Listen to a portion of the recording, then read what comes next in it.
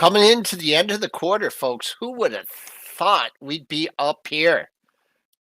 Good January, bad February, battling back in March.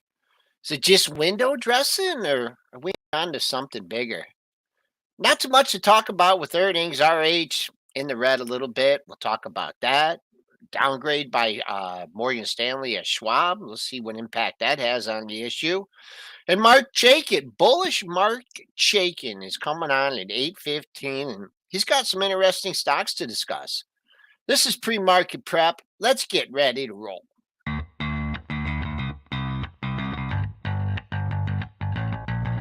Coming to you live from downtown Detroit, this is Benzinga's Pre-Market Prep with your hosts, Joel Elconin. This is a volatile puppy here, isn't it? And Dennis Dick. I'm bidding a penny. I'd buy that stock for a penny. With everything you need to start your trading day.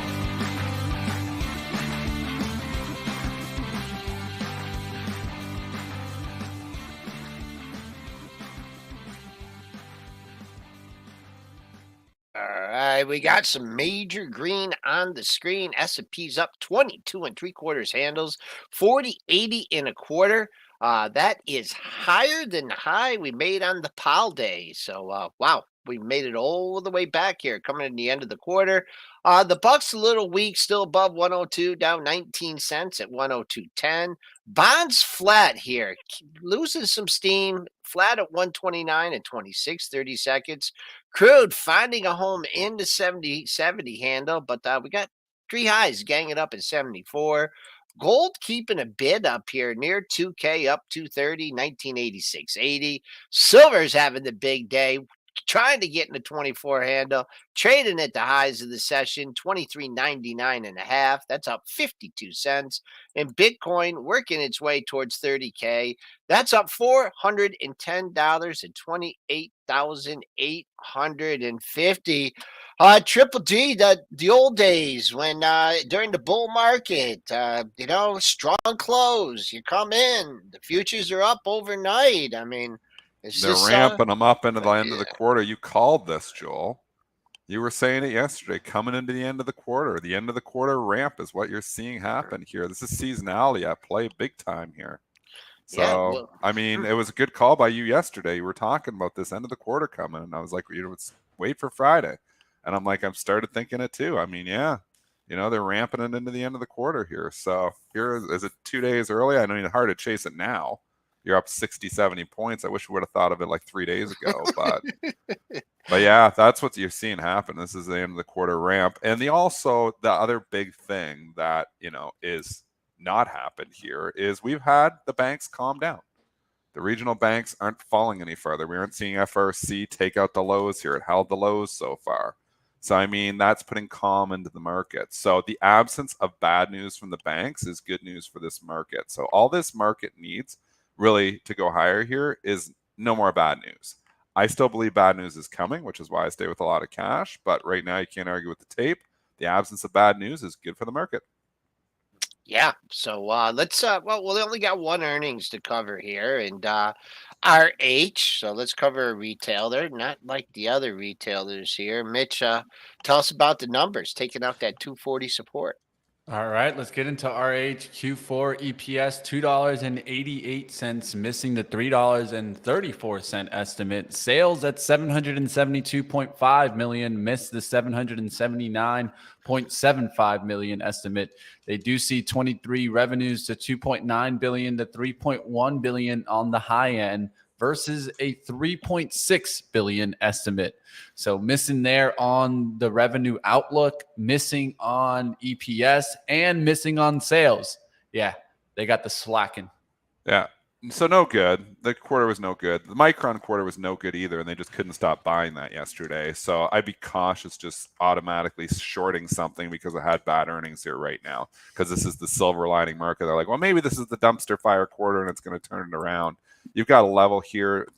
If you go back to June, it was actually go back to way back. We got to go back to July, and we did get down to 207 in RH. So that's a long ways away. But I just go more recently than that. Yeah, just these recent lows here, 237, 236, 235. That's where you got to get back up over. So I would say I don't want to come here and try to say, okay, we're turning around here today. But if you can start, climbing back up and get up over that 235, you could actually turn this around on bad earnings. So I'd be very cautious in this market here. Normally, I would say never, on bad earnings, the stock's down 15, I'm not buying it.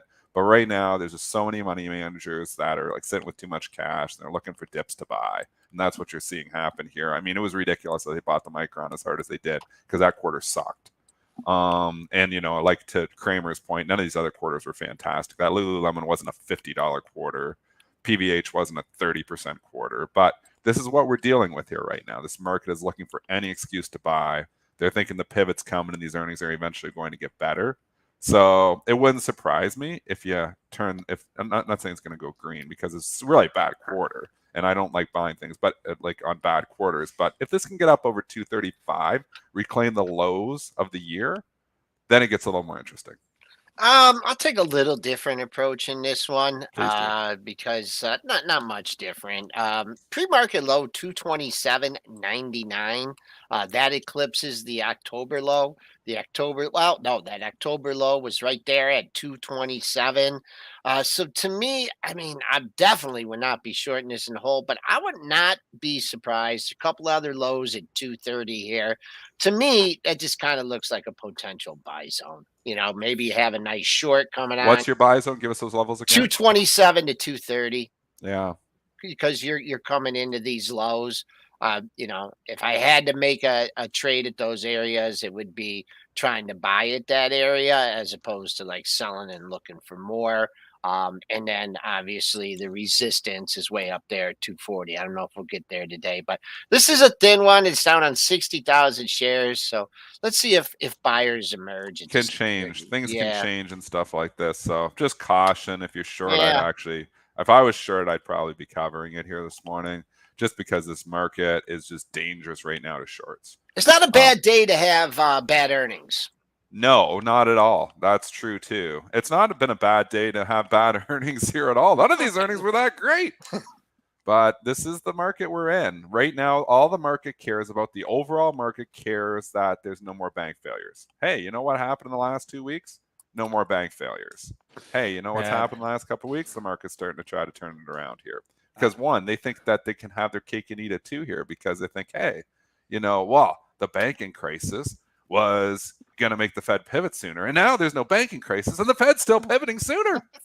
It's kind of what the market's thinking right now. Yeah, this is kind of what I was talking about. This is what I was talking about last week, but wasn't able to play it because of the bank concerns, right? And this is why I was trying to just push it to the side. And I just started really just getting a little bit too scared, I think, about the noise that was out there in the banks. Because, I mean, we've missed this move. It's a pretty good move here in tech. I mean, for sure. And definitely could have been we all saw it start to happen, but did we actually jump on it full ride, right? I think that some of us maybe been playing this on the day trading action, but this has also been a big move in the bigger stocks. I mean, Apple's pushing stronger and stronger. It looks like a breakout. They're full on pivot mode. They're full on that the interest rates, and again, so we have to analyze there. Like I said, there is a bull case here. The bull case is we don't get any more bank failures, inflation gets in check, and the pivot actually happens sooner. So the bull case is there. So another big part is that I've been pointing to is that I know that a lot of people don't look at this technically, but I talked about it, the throwback look off of the channel. And we've bounced right off of that channel and off the 390s, right back up there towards now the resistance on the trend line, which if we get to 410, 420, especially that 420, it's a new bull market. And I think that that's what it gets really difficult here for investors to think about, because do you just go like in right now and invest because the market could be taken off in the next couple of months, or there could be more bank concerns around the corner? That's where it's just too hard right now to determine what's going to happen. At least I've just been thinking that, well, if there's more bank concerns, the Fed just steps in there and saves it anyways. So is there really a concern here for the banks? I think there still is. I think there's a lot of unknowns. I continue to stay with a lot of cash. And you know what? 5.2% to wait. So if the market continues to blast off without me, well, that sucks. But I still, until I can quantify the risk, and there'll be a moment, so don't kid yourself here. We have been in the choppiest trading environment. I mean, we can go and look till a month and a half ago, and everybody's like, oh my gosh, we're 415 here on the S&P. We're breaking out. We got the golden cross. We've got to buy stocks now. Look what happened if you did that in January. Look what happened to you. You got crushed. If you were bullish at the end of January, you got absolutely crushed. So now we've come back and the bulls are tooting their horns here again. But what have we really done? We've really gone nowhere. It's been a chop fest. If you're just buy and hold, from January, you're actually still down right now. But if you're trading, that's a completely different story. I had one of my best trading months here in over a year. So you'll see that I'll post the numbers here in a couple of days here. But it's just because there's been good volatility opportunities here. Buy-in dips, shorting rips, playing chop. The contrarian trader is still winning. Say that to yourself. The contrarian trader is still winning. What does that mean? It means fading moves has still been the play. Chop, chop, chop, chop, chop, chop. We were talking about, going into next quarter. What do we predict? Probably more chop. Chasing moves has been the recipe to lose money. So if you're bullish, that's okay to be bullish right now. I don't think you can be buying when we just rallied 70 handles in 24 hours. I think you got to wait now for a pullback, the inevitable pullback, which we will get again. So, I mean, there's opportunities here. And as traders, I think you're just fading everything still. I mean, this rally is just more, like you said, it's just the absence of bad news. The absence of bad news is climbing the wall of worry. The absence of bad news here, Joel, it's all textbook stuff. And yeah, I look at FRC and I think, there's more bad news eventually coming. But you know what? The stock's holding up. We haven't seen any more bad news here for a couple of weeks. The market's starting to forget about it. If the market forgets about it, that's good news because bank runs are just about fear. So if the market can, continue to stabilize, we can start to forget about these things, then, we could continue to climb. But I'm going to say, if you're bullish and you're rah, we're going all-time highs, I believe very wholeheartedly that you're going to get another dip to buy. Of course. I don't think we're going to rally 80 points and then rally another 80 handles. Maybe I'm wrong. And maybe we're just going to go straight up. And by this time next month, we're at all-time highs. The probability of that is almost zero, though, that we're just going to go straight up in a line. Look at what the chart. Let's show the chart for the last year. What is full on this chart? Lots of red candles and lots of green candles. Lots of red and lots of green. What does that mean? It means it's easier for contrarians than it is for momentum traders. So just know your trading environment. And it's okay to be wrong. Just identify and, and then you're getting opportunities to get out of those wrong trades as well. Because if you chop around and you're like trending higher, you're probably going to get another dip to maybe cover some of those shorts into. But covering shorts into the rip has been the wrong play. All right. Do we got Mark in the background here? Yes, we do. I just wanted to see if you had any last comments, but let's go ahead. Let's get it started. Let's find out what Mark Chaikin thinks underneath the hood.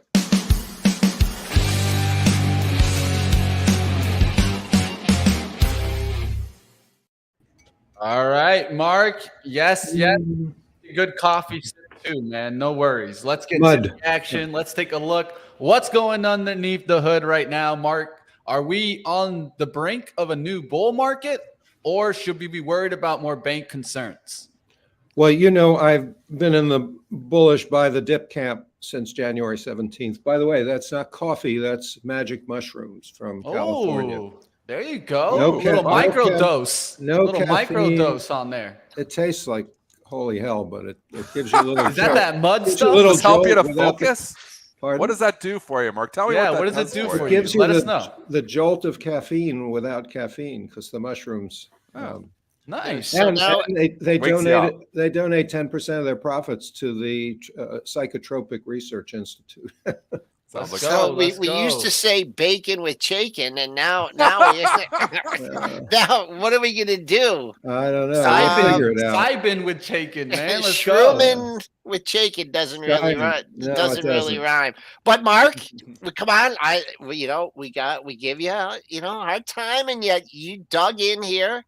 You did the 39.50, then the 38.50 on us, but that's okay. The 38.50 held. You were sticking to your guns. on the bullish side. You were pounding the table. You said you got to get in there. Well, pretty good rally heading into the quarter. Let's talk general market. And I know you got some interesting stocks to talk about, but Yep. what do you do here? You got the nice bounce off 38.50.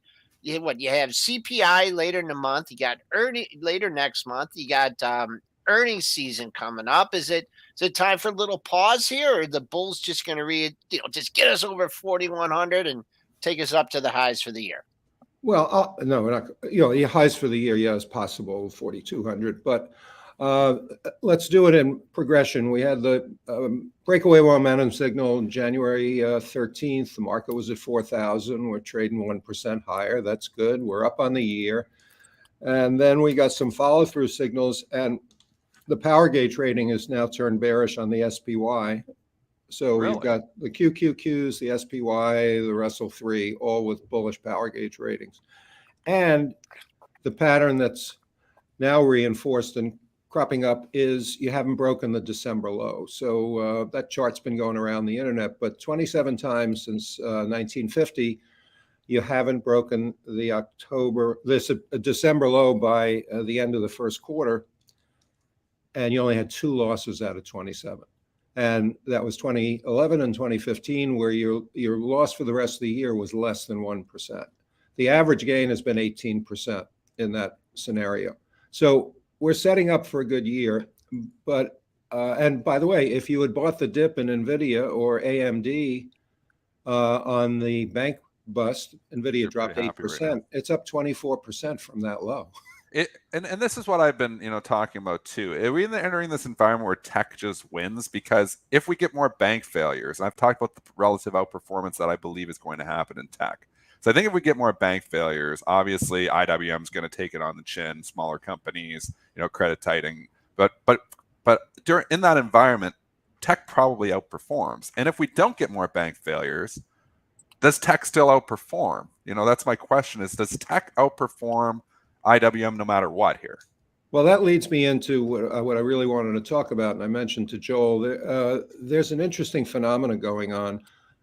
I'm looking at former high flyers, the cream of the lockdown boom, if you will. And guess what? 5 of them now have bullish power gauge ratings. Airbnb, Zoom, wow, DocuSign, Roku, and Pinterest. And this is like a Kathy portfolio. Name. I know. Exactly. These are the fallen angels, and they've formed these saucer bottoms over the last 9-12 months, and now they're starting to lead the market. So I'm zeroing in on any of them, but Pinterest is interesting because Goldman recommended it about a week and a half ago, said the stock could more than double, and then UBS followed up about 3 days later with a buy recommendation. So you're getting that virtuous syndrome in a lot of these stocks where analysts are starting to raise their estimates and up their ratings. And these companies now have earnings, and they have sequential year-over-year projected earnings growth.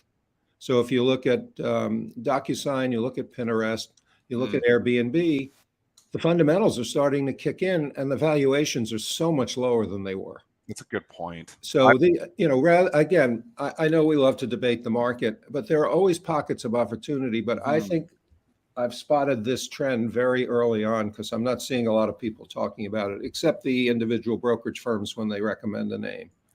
Mark, you're very early on here because Airbnb has pulled back from the highs substantially. And in late February, we hit 144 here. We're 118 today, 119 in the pre-market here. So you're substantially off of the highs. And if you look at these other stocks, it's the same story here. We're still substantially off the highs. So you are getting some of these at a discount. I kind of like this setup here to a certain extent because, again, I was talking about a tech outperformance. Even the smaller stuff might be having outperformance here too. So Zoom has been, beat up pretty hard here. So you're not exactly... but they're starting to show life. Like they bottomed, a couple of weeks ago, and they're starting to all show some life. All those stocks I just mentioned, DocuSign, and maybe you can sort of show the charts here, Joel. Zoom, I got them. Yeah, because we're just seeing Mark here. So just as I go through, so give us the list here again, Mark. We'll just go. So through it's Airbnb, DocuSign, Pinterest. I'm gonna Roku, but Roku's the one where I just don't have a good handle on the fundamentals, and DocuSign. But Roku is stabilized too. Yeah, it Roku's has. having a morning here too. I don't know if there's news on Roku because I it's up didn't see that. $2 here. There must be something. Yeah, on I mean, everybody has been denigrating the streaming services because of the competition, and it's become cutthroat with Disney, Paramount, and Netflix and Roku trying to gain a foothold on Hulu. But I just think that you got to go a little bit off the beaten track and not, try and trade the Apples or the Microsofts of the world. This is where you can double your money, or if you're buying a long dated call option on some of these names, you could really just sit with them. If I was buying these and I really believe there was a bull market and later in the year, I'd buy January 24 expiries on way out there. one strike price out of the money. And it's a low risk bet because time premium is not going to decay on you very quickly. I kind of like it. On almost all of these names. Just to add on that Roku, yes, there's a layoff today, approximately 6% of its workforce. So they are announcing a restructuring there for some employees, giving them a nice little lift. Here's where we are in this, we're like in this whole, we're so concerned about the bottom line. Layoffs equal stock rallies. It never used to be like this. Mark, you know this as well. You've been around the markets a long time, but now we've went into this silver lining market. If you're laying people off, those stocks are rallying. I joke that, Meta keeps doing layoffs. Eventually they're going to have 0 employees and, and be the most valuable company in the world. AI. Well, it just shows you that these guys overhired. There was a lot of fat. And so in the case of Pinterest, they have a new CEO.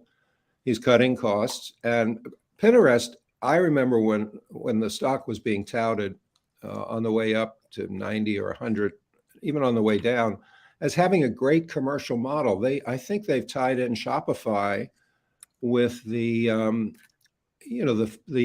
sort of pictures that people post, and it's really a shopping site in the guise of a social media site. Someone once called it the kind, gentle Facebook, and that goes back 2 years. And of course, the stock just got hammered. But if a company has a really strong business model, and apparently Airbnb has weathered, the COVID crisis and has come out the other side, these are interesting names here. And you don't have to pay up like you do in my favorite stock for the year, AMD. Yeah. Interestingly, on AMD, Larry Williams had a pattern that he talked about in a long podcast where AMD tends to rally from April to October on a cyclical basis. So you may have some tailwinds in AMD, but I don't want to reach for it. It did pull back about 6 or 7% last week. It's hard to chase in this market. That's the one thing. You should never chase. I mean, who do you know who's a good momentum breakout buyer? Not in this market. That worked in 2020 really well, but it hasn't worked in 2021, and it's not working in 2022 either. Well, that's the point. You don't have to look for momentum breakouts because so many stocks have been outperforming the market, like the 5 we're looking at and the semis. You need momentum breakouts in markets where everything has been pounded down, and now you want to catch them as they're moving into an accumulation phase. But if you've got a group of stocks and they're not defensive, and they've been outperforming the market as the market is making its sort of congestion low, then you just buy them on dips. You're not looking for breakouts. So that's perfectly in line with what you're talking about, Dennis. Rarely that we agree this much, folks. I know. Yeah, I was letting you guys go buddy here. Yeah, when you guys getting together for some coffee or something? Well, I put my Joe Tacopina hat on so I could make a very convincing court case here. I could see it. You definitely got it quiet there. Do we know who Joe Tacopina is on the show? I don't. Oh, come on. What? Joel doesn't know? What? Come I'm on. surprised. I'm stunned. He is representing Trump in the Stormy Daniels case in New York, and he's been on TV all the time, not making a great impression. Joe Tacopina had the locker next to my son in prep school. It's a small world. Yeah. Okay. And, all right. We're coming up on some numbers here, Mark. So we're going to let you go. We got a little bit of a leak. Thanks, Mark. Well, it was fun. Thank you. Everyone will. It's fun for Mark to get on the same page here. Yeah. Now I'm worried. Yeah, All right, exactly. Mark. We'll talk to you in a Be couple good. of Good one, weeks. man. See you, Mark. Take care. All right. All right, you guys heard Mark do we got? What are the mention about the numbers? power gauge. Definitely check out the power gauge for yourself. Chaikin Analytics. Let's bring them up here. I'm going to bring up my screen here. We'll go to the Benzinga Pro and do it this way, right? Simple as this. Go into the calendar. Let's go to the economics here. I'm going to zoom in a little bit because GDP. Because I I can't know see that anything. a lot of people can't read. I know. No, I I can't. know, I I know. got to zoom in like big time. I know. We need the glasses. It's okay. I Yeah. need glasses too, man. Don't worry. GDP. All right, so we get a lot of numbers coming in here, right? We're going to get continuous jobless claims. We're Going going to wide. get initial jobless think you claims. We're should. going to get GDP quarter over quarter. I think the most important thing that I'm looking at is GDP. I know some people will be looking at the initial jobless claims, but hey, to each his own, right? There's a lot of numbers coming in here. It's not just these numbers. You also get corporate profits that could make a change there. Let's go initial jobless claims, 196,000. Prior was 191,000. When we look at the GDP price index quarter over quarter, 3.9. I'm looking at the quarter over quarter number just regularly. That's going to be 2.7 prior. Consensus is 2.7 this time. What do we see? Do we see a strong GDP? Do we see a weak GDP? And how will that affect? Is bad news still bad news, or has good news turned into good news, team? That's one thing that we'll question too, right? I think dips get bought. We're just in this market right now. Yeah, and we Let's seem see, to, 5 we seconds. seem to be climbing the wall of worry. I think it's Going on mute. very important to kind of watch what happens right now, because if we could just rip, well then, the FOMO is really going to be rampant today. If we come back down below 400, that's where I think you It's get gonna more be tough, questions. man. If you're buying the dip on this one, boy, oh boy. I mean, we just had such a big move over the last couple days here, but we're bouncing around pretty good here. It looks like we're really not moving yet here. A little up, a little down. We went to 40.80. We didn't take out the pre-market high at 83.50. The relevant number I had here was 73.75, but that was last week's high. That was the Powell high, and we all know what happened after that. Still 20 handles above the close. It just doesn't seem like this means much to the market when you have failing banks, interest rates, whatnot. Bulls are right now defending it. I'm hardly seeing any tickers move in the stocks. Very few prints going here. So I think Triple D will come back and give us that appraisal. Pretty big bar there on it, a 4-handle bar. We'll see if he can get back over 40.80 and 40.76. Just nothing All there. right, numbers Nothing coming muffin. in here, putting it up right now. GDP 2.6 versus 2.7 estimates, so a little weaker on there. When I look at initial jobless claims, I see 198,000 versus 196 estimate, so a little bit higher, a little bit hot, but at least getting up higher than the prior. Prior was 191. We're up towards 198. Nothing burger. Core PCE prices at Q4 4.4% versus 4.3. Estimate was 4.7. We'll see if anything else starts getting moved. But right off the back, I feel like the algos didn't jump as early as I normally see. Were they Normally, I late see on that that- number? Were they late? I could Sometimes see they them are. being a little late there, a little bit. Yeah, because I was like 8:30. I'm analyzing the price action, Yeah. and then they were late on that. So Normally we see that wide action right before. I didn't see that wide action. I know Dennis was probably watching the bid and the offer there. Yeah. How spread did you see the SPY? We went about 40 cents on SPY, 40? so about 4 points Okay. wide. Yeah, we went about 4 points wide. It wasn't as crazy. And again, these numbers are close enough to in line that they're just going to equal more chop.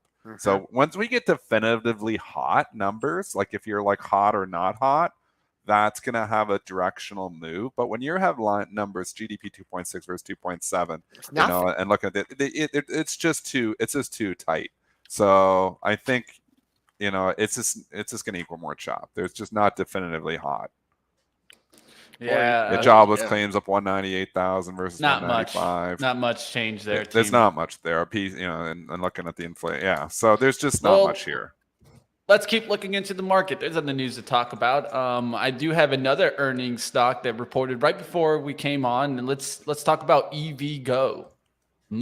Charging station stock, right? Smaller name here. Q4 EPS at a loss of 6 cents, beat the loss of 16-cent estimate. Sales of 27.3 million, beat the 21.82 million estimate. EVgo expects fiscal year 23 revenue to 105 million to 150 million. That's interesting because you just saw, right, what their sales were this quarter, 27 million. They expect for the fiscal year 150 million on the high end. It's going to be interesting if they could get up to that number. EVgo, of course, is a charging station stock. I actually have a charging station just down the street that is an EVgo. What do you guys think about this? I think you're just into, and I like the move in Rivian yesterday. So let's take it to some bigger names that are traded a little bit more widely. I mean, EVgo is an important stock. A lot of retail watches this one. It's pretty small though, and it's not it's not one that's on my list. I don't even have it in my universe. I don't think so. It's pretty small. Rivian is obviously one of the main stocks that people look at when they're thinking. So I'm just I'm trying to do is. I would have ChargePoint. I would have ChargePoint over EVgo. That's like the stock that's I would say like very similar charging station to charging station. But just take right? So I want to step back and I'm just trying to look and trying to draw a picture. How I kind of go is always still top down. So I'm not so concerned with the earnings. I'm like, what does this environment look like here right now? So I like the move in Rivian yesterday. I like what Mark Shakin's talking. Some of the little tech darlings here haven't really participated, like the tech darlings of 2020 yesteryear or 2021 yesteryear haven't really participated here in this recent rally. Maybe there's a catch-up trade here. So EVGO is obviously already popping here, so you maybe missed that one. But maybe you think about a ChargePoint here. Maybe you do come in here because you know what? You're sitting near the lows, not investing in this stuff because some of these companies most of these companies are zombie companies. They're not making money, not cash flow positive. I don't know if EVGO is. I don't follow the company close enough, but a lot of them are not.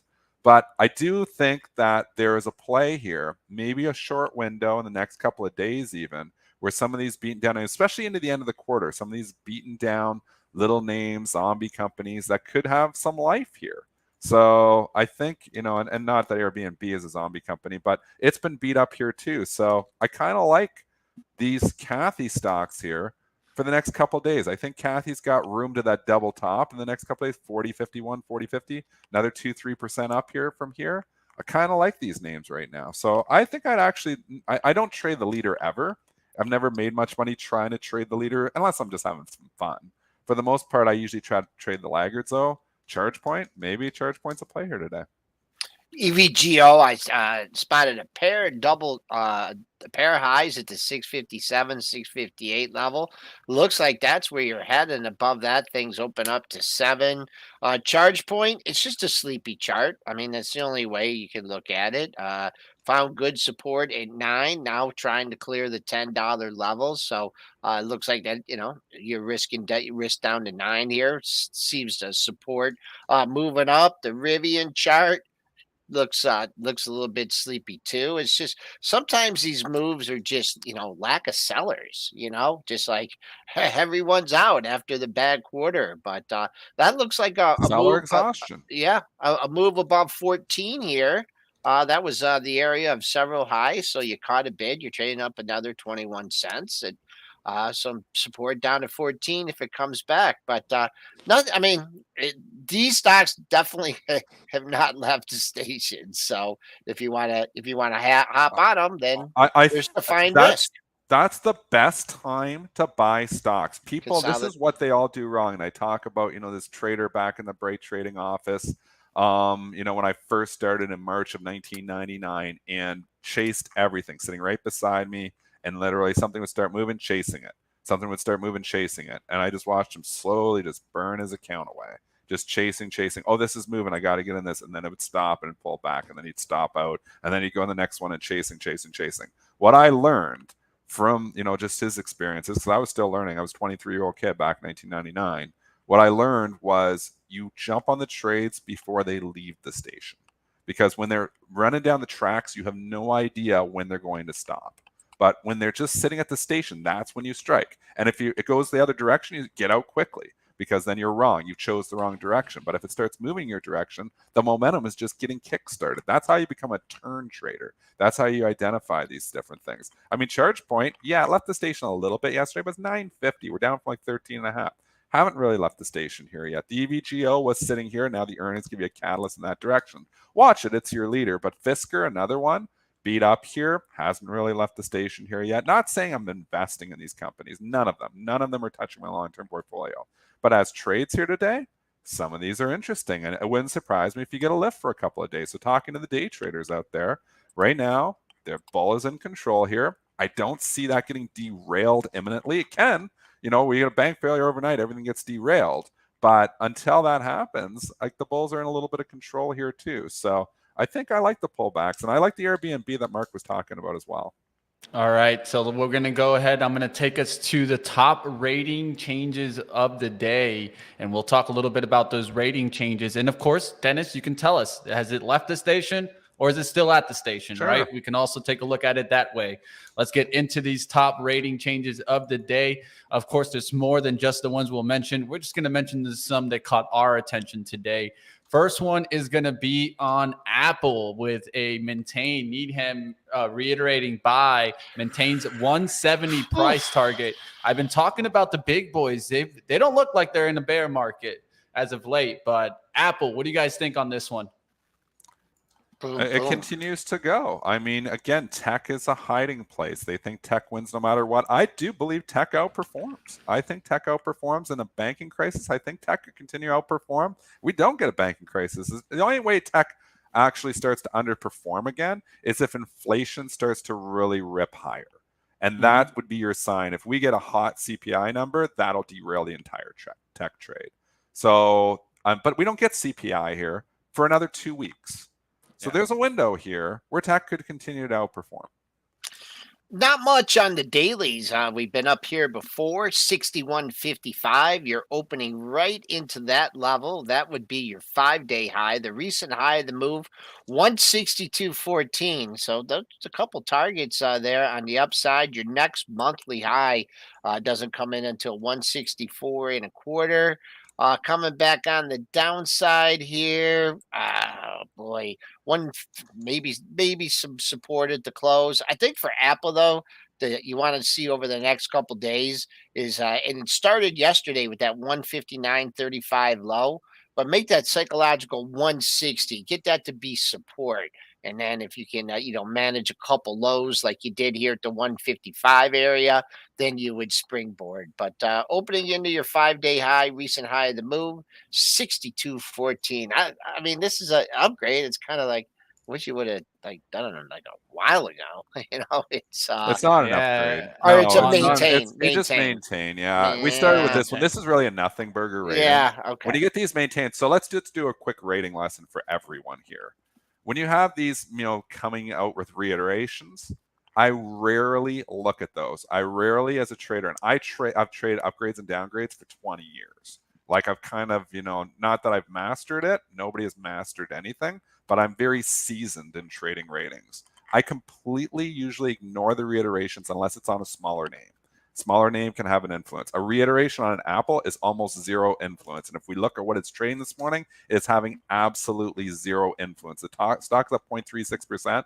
The Qs are up 0.75. It's actually underperforming by 0.4% here this morning.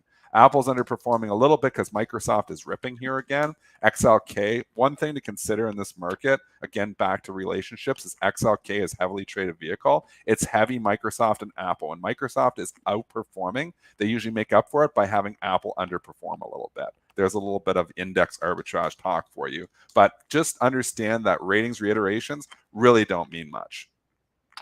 Yeah, and I think you had a good opportunity on that 157 pullback. I know that not a lot of people like to buy breakouts, but that was a nice opportunity just recently. And the only way you'd go after that is if you didn't care about the banks. But Apple, nice little move back up here. The reason I mentioned it, I feel like, is necessarily when I see those reiterations, I look to see if the stock is already on breakout and if the analyst is pretty much chasing the price action, just kind of like, oh, look at me again. Remember, I've been putting this one at 170 as it's getting there. Let's keep going. Let's go to Wells Fargo here as they maintained overweight on. Let's ignore these AMD. reiterations. Yeah. So we're gonna just I'm gonna take over on the ratings here just for a second because there's some pretty good ones here today. Schwab. Wells Fargo reiteration, I don't care about either. I'm gonna jump in and just go to your ratings calendar. Can you show the ratings calendar here, Mitch? Yeah, we could do. Let's do a ratings lesson here today. Morgan Stanley Because I think downgrade. we all need a ratings lesson. Let's go to the ratings. Let's go and look here how I would approach this ratings calendar, which Benzinga does a fabulous job putting together. It's very clean. It's easy to read. The biggest one that I see that stands out is Schwab with the downgrade, because that's just interesting because Morgan Stanley is making a call here. I don't know if it's a valuation call. I haven't read that note. Other downgrades there, I don't care about Southern Copper, smaller company here. I don't see anything really jumping out there. And then I go straight to the upgrades. So when I'm going to the ratings, first thing I'm doing is going the upgrades and the downgrades, not looking at anything reiterates. You can have some reiterates that will move, I said, if they're on smaller companies. But for the most part, it's the upgrades and the downgrades that people are looking at. Juniper upgraded. That's significant because I haven't seen an upgrade from that one for a while. Walmart's always talked about. When you see Walmart upgrade, it's going to be significant. And then Philip Morris PM hasn't had an upgrade for a while either. So that's interesting as well. A smaller name, which hasn't, it's only getting upgraded to neutral though. So again, you want to look, is it upgraded to buy or is it upgraded to neutral? Upgrade to neutral doesn't mean as much as if it was upgraded to buy. But SunPower is a stock that has been really beat up. So it's interesting when it gets an upgrade, and I like the candle yesterday, the double bottom on the 12. So this could have a little bit of follow through. If that was upgraded to buy, it would have had more follow through though, but it's only a neutral. And then always look at who's upgrading it. Who is the analyst? You've got the big tiers, Goldman Sachs, Morgan Stanley, Bank of America, and obviously JP Morgan and Wells and all the big guns. And then you've got the mid-tier firms. And then you've got, the little boutique ones. So it all, got to rank them like that too, and how much influence they're going to have. And it's about what is major media going to talk about as well. Because when you give the mention on CNBC and, David Faber and Kramer go through 3 or 4 of these every day, which ones are they likely to mention? Well, they're likely to mention, a downgrade of Schwab. They're likely to mention, not that they have to, but they might. And then that makes more people, obviously see it. I think they're likely to mention a Philip Morris upgrade. We haven't seen one in a while. And Philip Morris is being upgraded by JP Morgan, which is influential as well. So that PM is going to move on this. And it's up $1.50, which is a big move for Philip Morris. Now, it's a lower beta stock that typically only moves half the market. So a $1.58 move is substantial for PM. Then you got someone like H.C. Wainwright that covers, some of the smaller stocks. Small boutique. Yeah. So you gotta be careful on those. Boy, this Walmart one. Whoa, wow, up 229. That's a monster move for Walmart here. Traded only 233,000 shares. I look at this. I look at a daily high here of the next daily high is 147.67, but boy, that's really an outsized move on an upgrade. So I'd be a little, if you're buying this one, you want to see immediately follow through. Maybe you could get to the next whole number, 147. But that's a big move on only 225,000 shares. So I'd be more likely to try and buy this if it came down to the top of yesterday's range. That might be a little bit tough at the 145 area. But what else? What were the Schwab's other? probably the most interesting Yeah, one. that is. Not downgraded to sell, though. So if it was downgraded to sell, it would be very interesting. Downgrade to equal weight, which is a neutral. From Morgan Stanley, though, it's just interesting because the stock is so beat up. Why are you downgrading it here right now? Kind of feels a little bit like a chase. They've obviously lowered their price target substantially at a 99, so 68. So maybe they're just trying to get it back down. Like they probably wanted off the books that hey, we had a buy on this thing, at the $99 price target, and it's been killed. So trying to save face to a certain extent here. But what's interesting to me is the stock is trading down 1.25% on it when the regional banks are doing actually pretty well here today. So obviously the downgrade is weighing on the stock. I wonder if it holds those lows, though, if this isn't one that could turn around. So if it could hold the little double bottom we just put in place, 52.97, 53.09, this could be a potential one to potentially buy the dip on. Not investing, because I'm still concerned about the whole banking thing, but talking to you traders out there, there is a level to lean on here, and it's $53. And I think on the upside here, we talked about that 60, I believe, at the end of last week, just the powering up at 60, there's someone just unloading here, or maybe a group of traders unloading. Now it seems like maybe they've targeted this 55 area. It's not as nice looking as the 60, but I'm just looking at the high from yesterday, 55 and a quarter, or 55.24 and 55.30.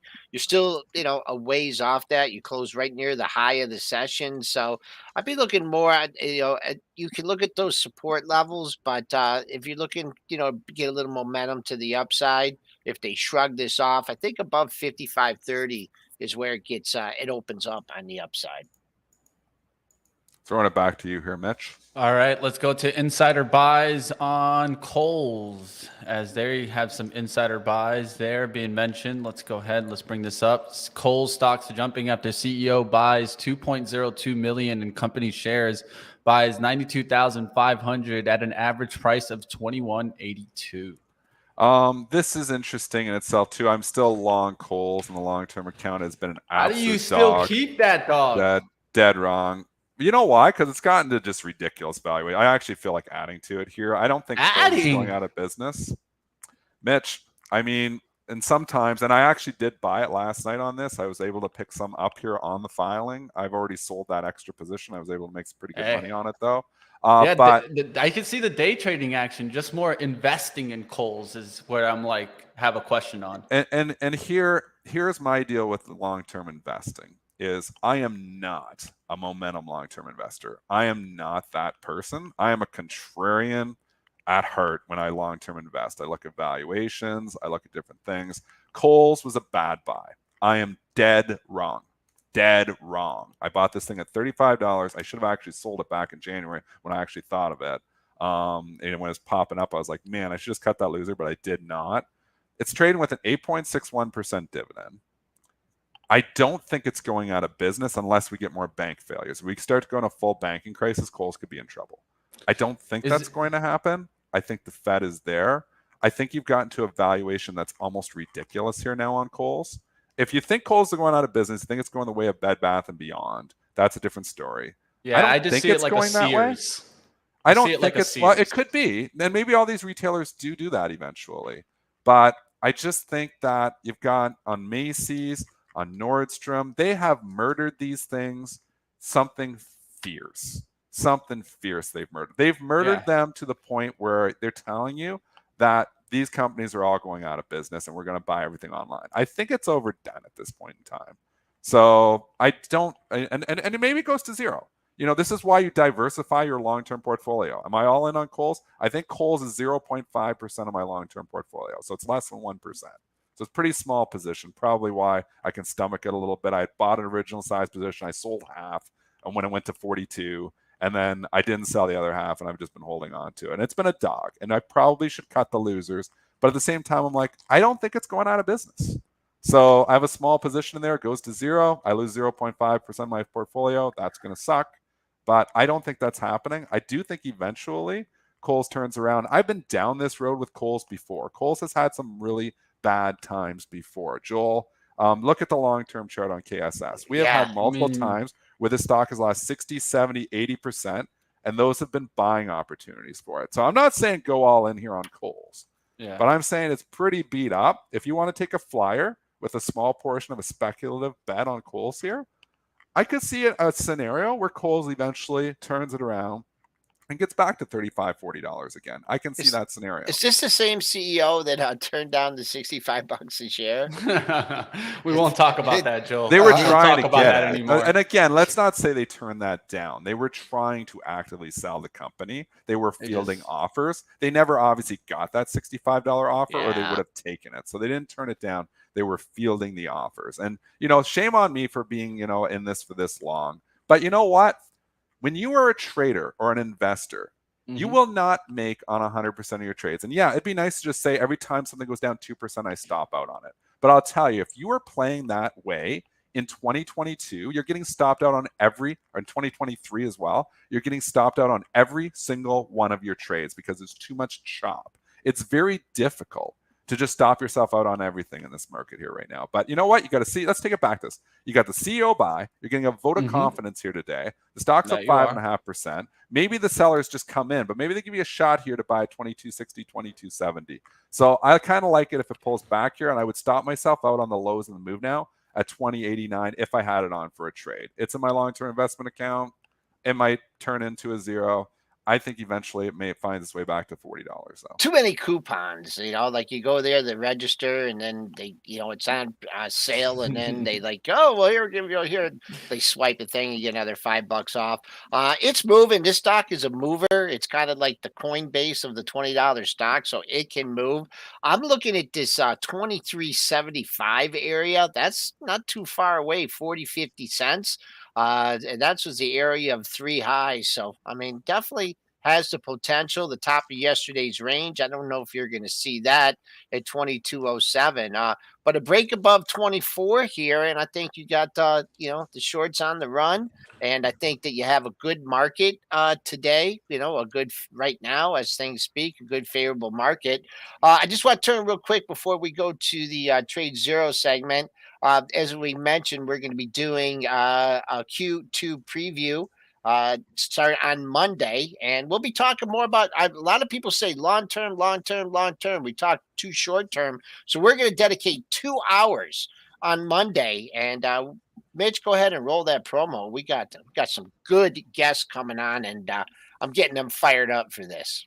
Check it out, team. Up in January, down in February, back up in March. Who knows about April, May, and June? Join us on Monday, April 3rd from 10 a.m. to noon as we run our Q2 preview. Angie Setzer talking about inflation. Technicals with Todd Gordon. And I'll be there talking about the chop, because that's all we had in the first quarter, and the second quarter is going to probably be more chop. But we're also jumping to Gene Munster with his fundamental analysis, Cameron Dawson with her macro views, and Blue Putnam, chief economist of the CME. Michael Houston will join us from across the pond to get a European view. And to wrap things up, JC Karatz, he won't sugarcoat anything. Click below to join April 3rd. Mark your calendar, 10 a.m. to noon. Be there.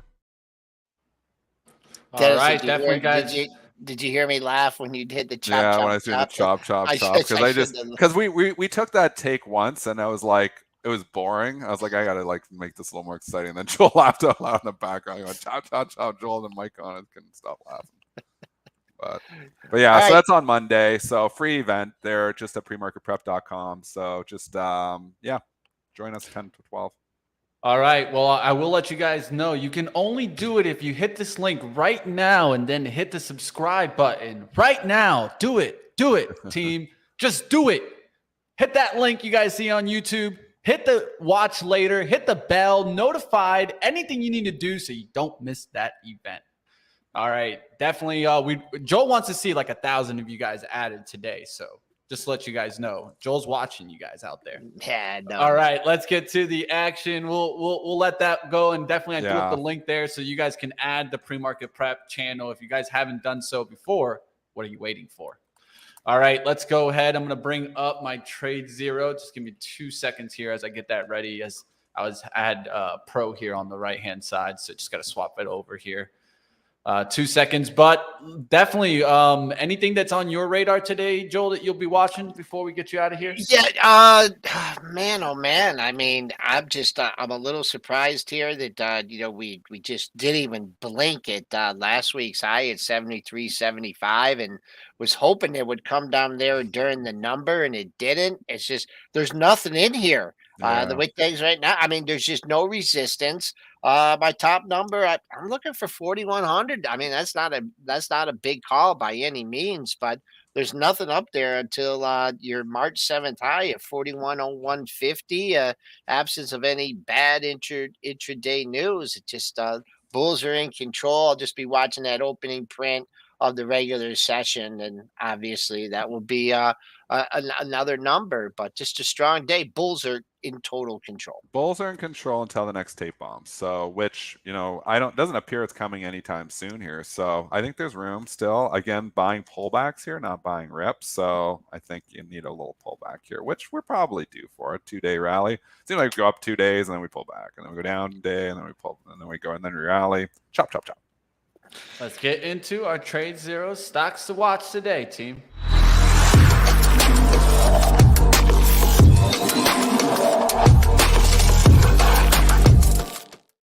All right, let's get to the action. And interesting one at the top, one that Oh I'm my watching today, the gosh. China stocks. JD, I was talking about this one. This is killing me, man. Yeah, it's a little I've frustrating. I will tell all you, these China stocks. I was even trying to play it that on the day right here about 2 days ago when we were going above the 41s and then we chopped down through that 40.60. Recovered it yesterday, and then when we recovered it, we came back to like 40.96 and then held that pullback. So definitely taken off from that 41, but in the pre-market now towards 44.30. So now it's kind of hard to catch the pullbacks. Gosh, What do you like the levels? Maybe Joel, I'll let you call pullback levels. What do you think about that? Oh, this is a tough one. What boom, boom, boom. I mean, I don't know if you're gonna get, I mean, if you want to be super patient, I mean, $42 was the top of the ranges from the last couple days. I don't know if you're gonna get that.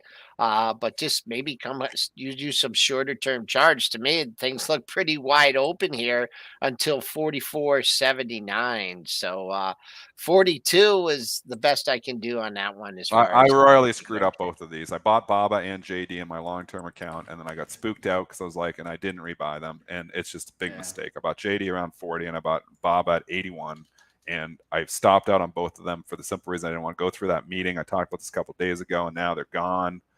I mean, sometimes you just got to ignore a little bit. Like, you can overthink it. I know I was worried about that meeting with Xi going over and meeting with Putin. And as soon as nothing materialized, I had to rebuy those Monday morning. I did not. Big mistake by my part. Shame on me. I had my instincts told me to buy these stocks, and I fought my instincts, and I actually would have caught the turn on both of them. I think JD can go a lot higher. It happens to me. Something that I'm really working on as of late, especially, is getting out of a trade and then getting back into the trade. Hard to do. Which is very difficult. Once you get that stop to get back, even if it's the same thesis, nothing has happened. Like in Dennis' case, it's hard to get back. I've been working on that skill and trying to make it more of a strength than a weakness. Of course, it's not as easy as just talking about it. Let's go to, what about gold today? GDX, it's just continued here. What do you think, Joel? I mean, I'm just waiting for the shoe to drop on this. I mean, this is, how many times have you? Yeah. Well, I do this. I'm looking at the gold futures. I think that's, pretty much what moves it. And, you've built a wall here on the dailies here at 1994, 1992 to 1994. That's, that's three highs in a row. You're in the 1987, 1988. So, I don't know. I got one, Joel. Can you look at it for me? NEM. Newmont. I used to trade that a lot. I like the daily levels. The daily levels set up here. What do you think about that? This is Mitch. I can see you liking this chart, and it is. It's a potential breakout here. Wow, really hasn't performed like the bullion has, but 48.80. You're opening it up in the next 2 days highs. You get above that. I don't give as much significance to this 49.22 because you have two highs in this area, but looks good on the upside. See if you can hold yet open through yesterday's highs and hold, and if gold could just hang in there, could easily get back. It's holding up fairly well considering that the market has started to find, and this is negatively correlated with the overall market here. So when you're betting on Newmont or you're betting on gold, you're betting on more bank troubles. And that has not materialized. So it's actually a good sign that, the stock Newmont, and a sign that JLD, really has held up fairly well here too. Again, I still think there's more trouble ahead. So I actually wouldn't mind these on pullbacks here. But if we still go into this complacency here where for the next couple of weeks where we don't hear anything more, gold could actually start leaking. Okay, all right, guys, I'm going to hop out, let you guys finish up the segment. Triple D, I'll check in with you later on. Everyone, go get them. Man, that was a quick one there. ASML is getting a lift today. I saw yesterday Lam Research really kind of pushing LRCX. Huge move yesterday for Lam. That was off Micron. That was off Micron. So you had Micron just rip-roaring rallying on a crappy report, and then they were buying all the chips yesterday, and LRCX really was getting a lift here as well. I think there might have been some individual news with that too, but definitely Micron kickstarting it there. Applied Materials had a good day. Again, this is a tough market for the bears here in the last week because we're seeing stocks get bought on bad news. We're seeing climb the wall of worry. We're not hearing anything much about the banks right now. It's kind of a worst case scenario for the bears right now. So, and I've been in the bear camp, so it's not a great scenario here right now. Complacency, quietness, bulls are in control. One stock that I've seen it on the bottom, we were talking about it because another trader kind of mentioned it. He was looking for a reversal, is extremely oversold. AAP, Advanced Auto Parts, it's just been hanging down there at the lows, now starting to turn around. This thing was so low on the RSI. It was in an all-time low at the RSI. Not many times does this go to underneath 10. It was like at like a 5 RSI. Now starting to turn around. Do you think that this could move a little bit? What do you think, Dennis? Worst I never of breed. AAP worst of breed. Yeah, you got the three. You got O'Reilly, O'Reilly, which is right near highs. O'Reilly. AutoZone, which isn't too far from the highs. And then you have a completely different story happening here in Advanced Auto Parts. It makes me worried that this is like the Rite Aid of the big three, you know, in the drugs. And again, I don't go into these stores. I'm not in America, so I can't tell you, you know, from a fundamental standpoint. But from a technical it's the same store, Dennis. It's weird to me because it's they all feel like the same stores, right? Literally, you could just change the colors, change the stickers. Here's the problem. So we had CVS, Walgreens, and Rite Aid like 15 years ago. They're all still there, but Rite Aid has reorged, went, you know, like belly up there for a bit. You know, really it became the big two. I'm worried about AAP that you have O'Reilly and you have AutoZone and then you have Advanced Auto Parts. Maybe there's not, you know, room for three. You know, maybe three can't tango here. So if that's the problem, maybe AAP is the odd one out. I don't like the performance. This is down 50% over the last year, and the other two are holding up. It's telling me the other two got an edge on this one. I don't want to buy worst of breed here. Agree. Let's do one last one here. SHW, Sherwin-Williams, not one we talk about often. Is this the type of stock that could get a move? It really hasn't left the station too much. Just got to move to Isn't this interesting too that, you know, you've got the home builders trading near all-time highs, or a lot of them are actually approaching all-time highs. DHI, Lennar, not too far away. And then you have the paint company, Sherwin-Williams, which has absolutely been assassinated. It's like the tale of two different stories here. And paint has gone nuts. I mean, it used to be, you know, the cost of paint has just went through the roof. So maybe people are just like, I'm not painting that wall. I mean, this is just too much money. Maybe that's what's happening here. The cost of paint is just like a gallon of paint. I know used to be in Canada like 20, 30 bucks. Now you're talking $50, $60 for decent paint here, a gallon. Like, what's going on? I mean, it's just gone crazy. So I know, because I just went through a house and I was painting this thing and I was like, holy crap, did it cost me a lot of money to have the house painted, obviously. So I think, you know, maybe it's just the cost of the chemicals that are going in there, just so much money.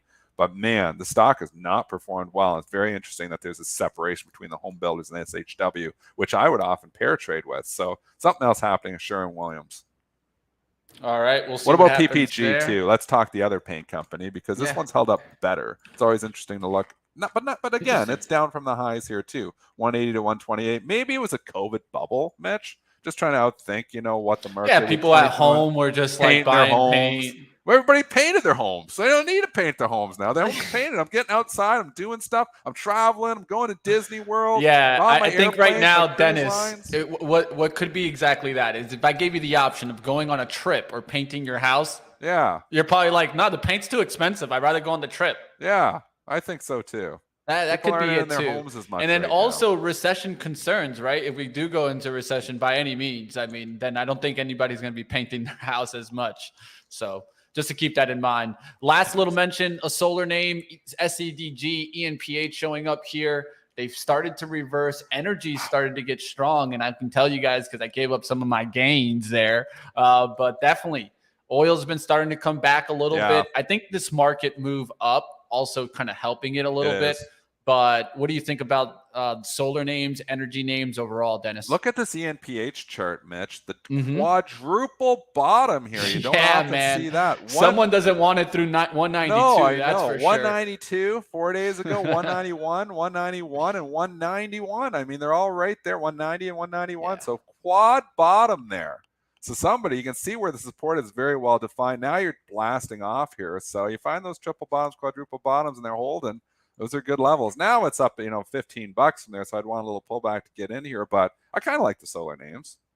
Yeah, we'll see if it can get moving. It's interesting. It did get a nice little move up. I'd be looking for some pullbacks probably into yesterday's range around kind of like the 205 range, because this is a little bit too far of a run in the pre-market. But if we could pull back to kind of yesterday's kind of high towards that around the 205, 204, doesn't look bad, right? And I'll tell you one that I'm never, ever, ever trading again, Boyle, because coal just wants to keep going. That natural gas trade, man, you remember everybody talking about natural gas was going to go through the moon? Well, I don't know about you guys, but this thing looks cheaper than air right now. Boiled down to $3.45 when this thing was at a high at 140. 140, Dennis, now to $3. That's a hell of a move there for natural gas. All right, that's going to do it. Yeah. That's going to do it for our segment, at least for TradeZero. This keeps leaking. Yeah, it's an incredible leak. And now you're in the seasonality where who the hell's using natural gas in the summer? Yeah, exactly. So if you didn't get it in winter, when will it come, right? Yeah, seasonality's not in the favor here either now. I mean, and if for anything would it get better in that war situation, that at least natural gas would probably see a lift there, because a lot of supplies would come on the market. So you would see, of course, everybody probably running away from that trade. We'll see what happens there. Last comments for the day, Dennis. What you got for me?